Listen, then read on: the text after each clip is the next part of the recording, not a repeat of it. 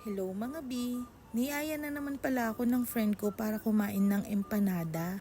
Uy, akala ko ba empanada? Bakit buka pa yan? Mukhang naisahan na naman ako ng kaibigan ko.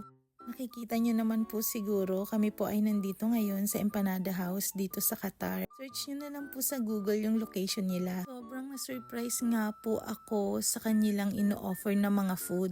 Yes, tama po kayo sa nakikita nyo. Hindi lang po empanada ang ino-offer nila dito. Meron pong lumpiang sariwa na sobrang dami ng laman. At isa sa kanilang bestseller ang milky bread.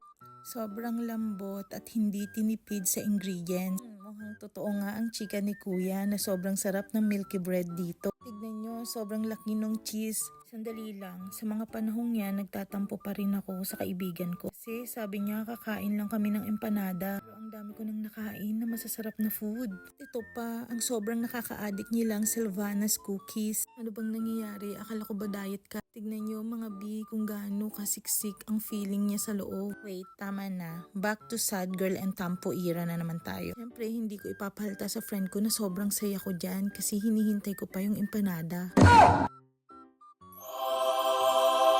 Mga B, inabot na sa akin ng friend ko ang empanada. Tara, tikman na natin. Sobrang siksik at umaapaw ang feeling niya sa loob.